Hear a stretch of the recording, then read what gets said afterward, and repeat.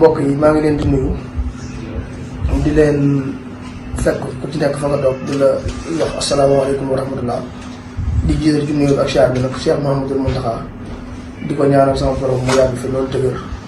di ko ñaanal kilifa di ci réew mi yëpp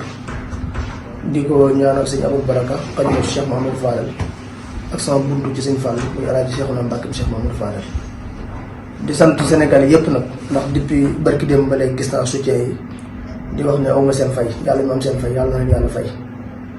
di santaat bu baax a baax nag Cheikh Mouhamadoul Mountakha comme ni nga ko doon waxee rek ndax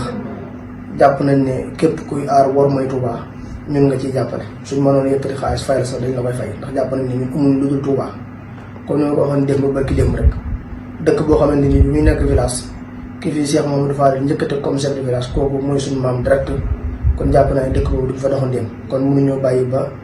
2024 ay doxandéem ñëw di ñu jàngal lan mooy war mooy Touba. di ñëw ci vidéo bu gàtt nag benn démenti boo xam ne dama koy def damaa dégg léegi kiñ naan suñ Dame Soda Fall muy ku ma respecté di ku ma nawloo ma dégg mu wax ne démb jot nañ Cheikh Thioro ba mu jégalu waaye ndigal li ñu amoon mooy dem këram taal ko sakkaasi ko génne ko Touba mooy xamal Sénégal yépp ne waxul dëgg man amul kenn ku ma jot ba di ma lay jégalu ndax jàpp naa ne amul kenn ku ma tooñ bay jégalu te bu fekkente ne damaa tooñ bëgg naa ñu wax ma lan laa tooñ ak kan laa tooñ ndax li ñuy wax ne damaa def marche ci dëkk bi bëgg naa kenn indi benn vidéo boo xamante ni Touba lañ def manifestation ñu gis ci Cheikh Thioro ndax manifestation bi ma woote woon Mbàkke laa ko wootee te bu 15 heures jotee Mbàkke lañ ma gis bi manifestation bi jeexee dañoo ñëw ma nekk sama kër kon bu fekkente ne ay politique dañoo làqatu ci ginnaaw lii bëgg ci régler seen règlement de compte ñoom nañ ko lijjantee feneen fu dul fii mooy xamal Sénégal yépp ne mbir yi leer na ndax Dame Soda Fall